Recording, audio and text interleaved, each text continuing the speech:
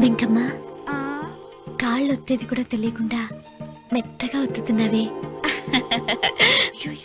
క్షమించండి అమ్మాయి గారు. అన్నవరం, పొద్దుటి నుంచి నా మనసు నా దగ్గర లేదురా. ఏ చేతి ఖర్చులు డబ్బులు లేవని అక్కడ తాకట్టు పెట్టారా? లేదురా, ఆ అమ్మాయి గుర్తొస్తుంది.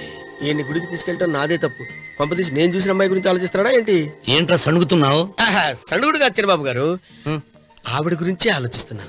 ఆవిడ గొంతు, ఆ కళ్ళు, ఆవిడ కట్టుకున్న చీర, ఆవిడ పెట్టుకున్న నగలు. చీర ఎక్కడ కట్టిందిరా?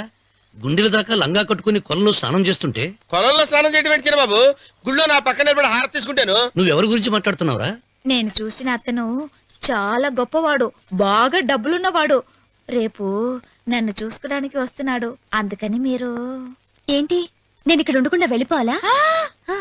మీరు నాలాగా, నేను మీలాగా నటించాలమ్మా. అంటే పని మనిషిలాగానా? మరి అమ్మ నాన్న వాళ్ళు వస్తే ఎలా? వాళ్ళొస్తా ఏంటి, ఒకళ్ళు వంట మనిషి, ఒకళ్ళు తోట మళ్ళీ చెప్పుకుంటానమ్మా. అమ్మా మీరేం బాధపడకండి చంద్రబాబు గారు. మీరు చూసిన అమ్మాయిని నేను ఎతికి పట్టుకుంటా. ఈ లోపు మీరు నాకు సాయం చేయాలి. ఏమిటది? గొడుగు సరిగ్గా వంగలేకపోతున్నావా?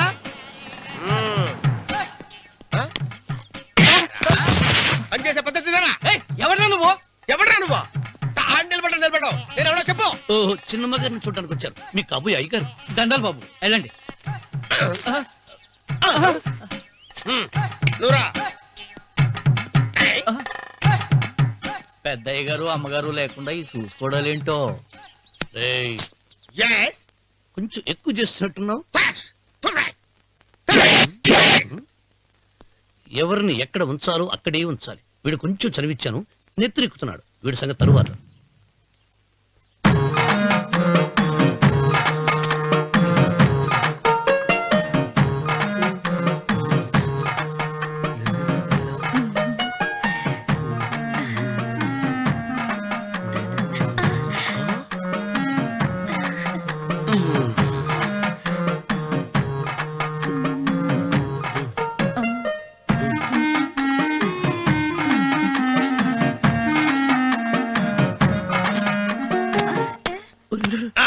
కుర్చీ కుర్చీ.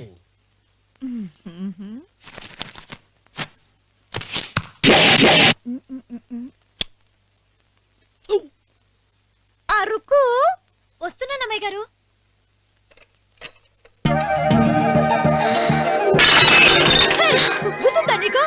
కొట్టానట చూడు.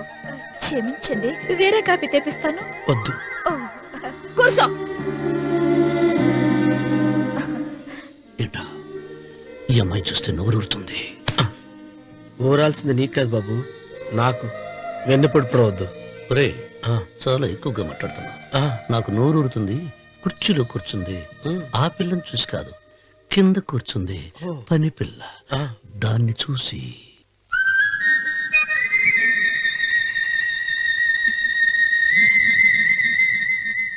ఏంటిది, నా మనసు పాలేరు మీదకిపోతుంది. ఏంటో. అయ్యగారిని ఏమైనా ప్రశ్నలు అడగండి అమ్మగారు. నేనా? పొద్దున్నే టిఫిన్ ఏం తీసుకుంటారు అని అమ్మగారు అడగమంటున్నారు. టిఫినియా? టిఫిన్ ఎవడు పెడతాడు? మొక్క పొద్దునే సర్దుకుడు లాగించేస్తాం. ఏంటి అలా అరిచారు? చచ్చిపోయిన మా అమ్మా నాన్న గుర్తొచ్చినప్పుడు అని అలుస్తా. అలాగా? మరి సర్ది కూడా అంటున్నారేంటి?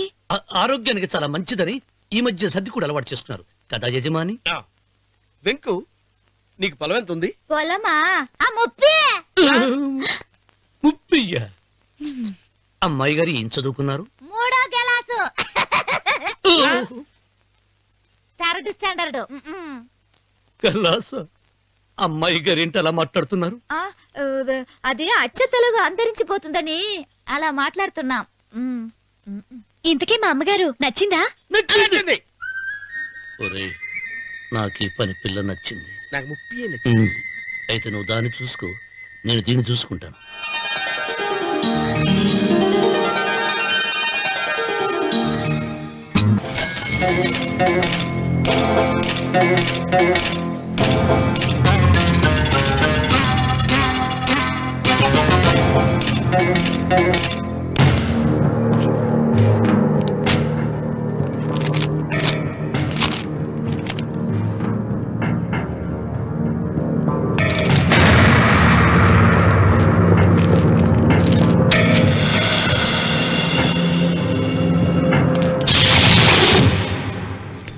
రామన్న చౌదరి, ఎంత దమ్ము నీకు? నాకు కాగితం పంపుతావా? విన్నావా తొడదెబ్బ? దడదడలాడాల్సిందే. ఆకు తిప్పడం నీకు అలవాటు కదా. ఆకు తిప్పితే తిరిగేది ఆకు కాదు, నీ చరిత్ర. నేను సుబ్బారాయుని కాదు, పహిల్వాన్ పాపారావుని.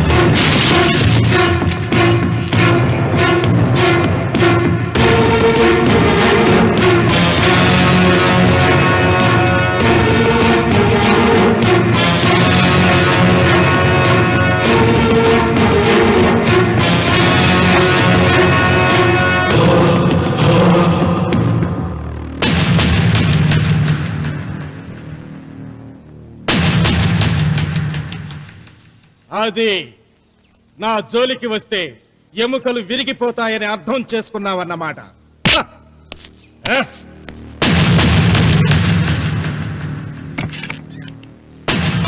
మొట్టమొదటిసారి అయ్యగారు భయపడినట్టున్నారు. రాముడు తను ఓడిపోయానని ఒప్పుకుంటున్నాడా ఏమిటి?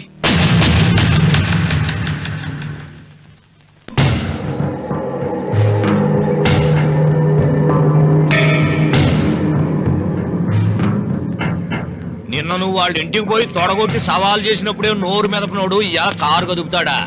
రాడన్నా నమ్మకం. వస్తే బాగుండు. నా కండలకి యమ దురదగా ఉంది.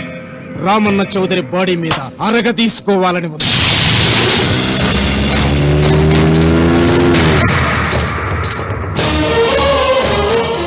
నువ్వు ఊహించినట్టే వస్తున్నాడయ్యో. అని ఏం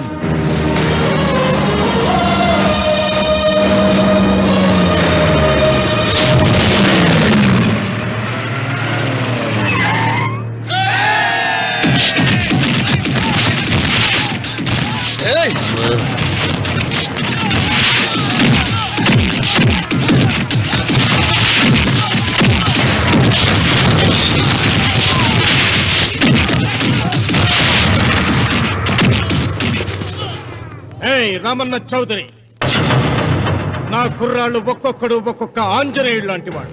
చూసావా నీ వాళ్ళని ఎలా చెడుగుడు ఆడించానో? రావద్దని చెప్పినా వచ్చినందుకు నీకు శిక్ష పడాలిగా. వచ్చి నా కాళ్ళు పట్టుకొని తప్పైందని అడుక్కోవాలి.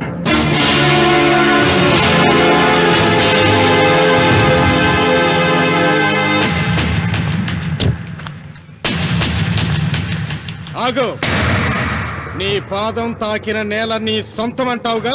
అందుకే నువ్వు నేల మీద నీ పాదాలతో నడిచి రాకూడదు, మోకాళ్ళ మీద నడుచుకుంటూ రావాలి.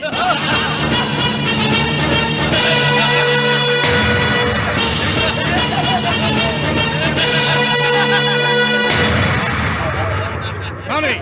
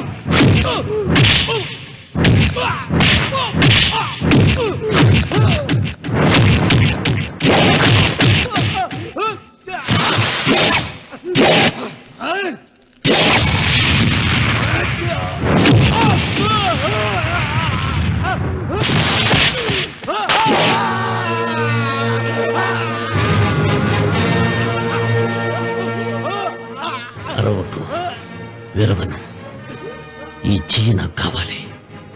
దస్తావేజుల మీద సంతకం పెట్టాలి కదా. అన్వర్,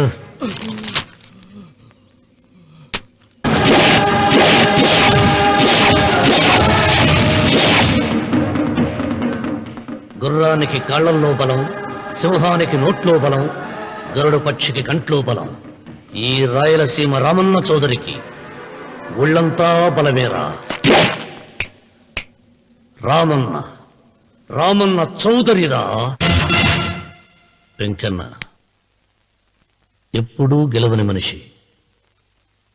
ఒక్కసారైనా గెలిస్తే బాగుండు అని జాలి చూపిస్తారు కొందరు కాదు. ఎప్పుడూ గెలిచే మనిషి. ఈసారైనా ఓడిపోతే బాగుండు అని అసూయపడతారు అందరూ. ఈ రామన్న చౌదరికి ఎన్నడూ ఓటమి లేదు, రాదు.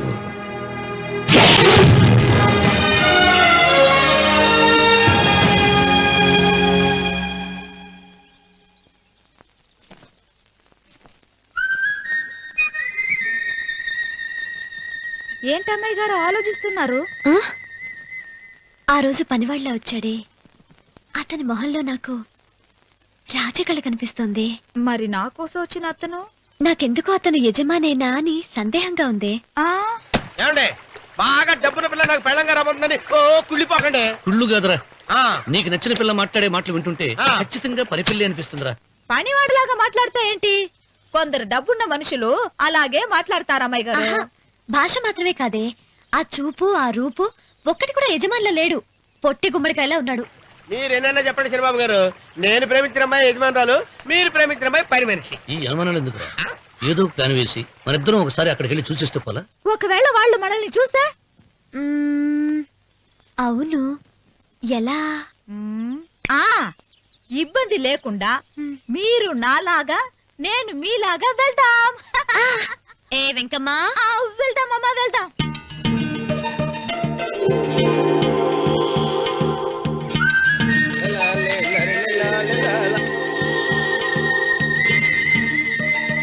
చంద్రబాబు గారు, చంద్రబాబు గారు, అయ్యో బాబోయ్, చంద్రబాబు గారు కొంపలు మునిగిపోయారండి.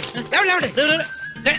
ఏమైందిరా? మీరు అర్జెంట్ గా బట్టలు తీసేయండి, నా బట్టలు తీసేస్తారు. నా బట్టలు ఉడతీయమంటున్నావు, నీ బట్టలు ఉడుతున్నావు, నీకేమైనా మతిపోయిందా? బతిపోవటం కదా ఏం మగడ, మన పెళ్లి చూపులకి వెళ్ళి కొమ్మలితో అమలుపు దాకా వచ్చారు. ఆ పిల్ల నన్ను చూసిందంటే నా పెళ్లి అయిపోద్ది. నా బట్టలు నువ్వు తీసుకొని బట్టలు నాకు ఇచ్చేయి. రేయ్, రేయ్, నేను నీకు ఎప్పుడు పనుడిగా నటించడం నా పని. నేను ఎప్పుడు రా? నువ్వు పనివాడు అని తెలిసి ఆ అమ్మాయి నిన్ను ప్రేమించింది, యజమాని అని తెలిస్తే చచ్చినా ప్రేమించదు. నా మాట వినండి బాబు, విప్పను. నీకు దండం పెడతాను. వెప్పనంటే విప్పవా? వెప్పను. అయితే వెళ్ళు. ఇంకా ఆగావిటి వెళ్ళు. అయితే విప్పుతా, నువ్వు విప్పు. ఇప్పు. అరే ఎరకమ్మాయి, నిన్న నాదే, నేడు నాదే, రేపు నాదే, ఎల్లుండి కూడా నాదేలే. ఏట్రా కళ్ళు కనపట్టలేదా? కొవ్వెక్కిందా? చంపేస్తాను. కరెక్టే. అన్నవరం, ఏంటి? ఏడ్చేవాడి గడం పక్క, ఆ. కొట్టేవాడి కుడి పక్క ఉండకూడదంటారు. నరుకుతా. వెళ్ళిపోతున్నారు.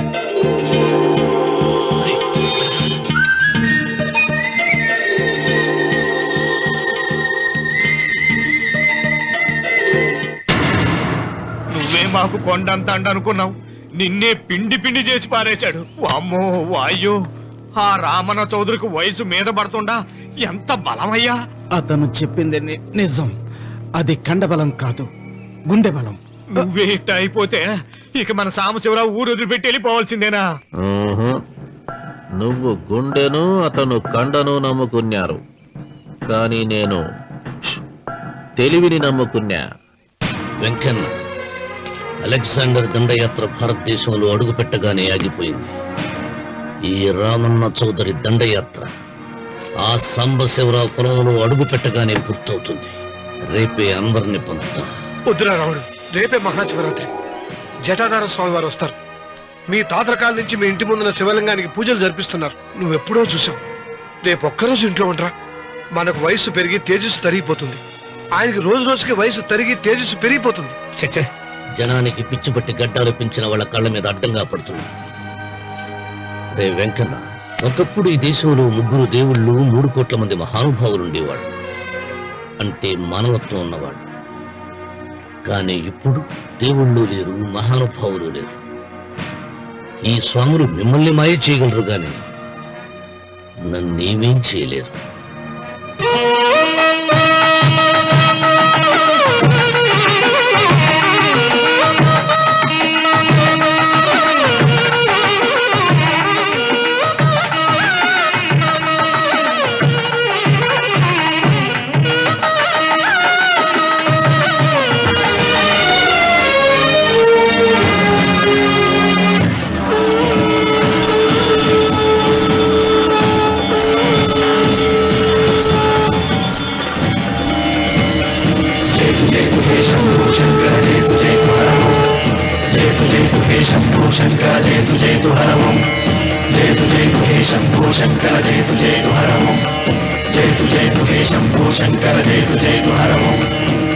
నాగేంద్రహారాయ త్రిలోచనాయ తస్మాంగరాగాయ మహేశ్వరాయ నాగేంద్రహారాయ త్రిలోచనాయ తస్మాంగరాగాయ మహేశ్వరాయ నిత్యాయ శుద్ధాయ దిగంబరాయ తస్మై నకారాయ నమః శివాయ జయతు జయతు హే శంభో శంకర జయతు జయతు హరమో జయతు జయతు హే శంభో శంకర జయతు జయతు హరమో నాగేంద్రహారాయ త్రిలోచనాయ తస్మాంగరాగాయ మహేశ్వరాయ నాగేంద్రహారాయ త్రిలోచనాయ తస్మాంగరాగాయ మహేశ్వరాయ నిత్యాయ శుద్ధాయ దిగంబరాయ తస్మై నకారాయ నమః శివాయ జయతు జయతు హే శంభో శంకర జయతు జయతు హరమో జయతు జయతు హే శంభో శంకర జయతు జయతు హరమో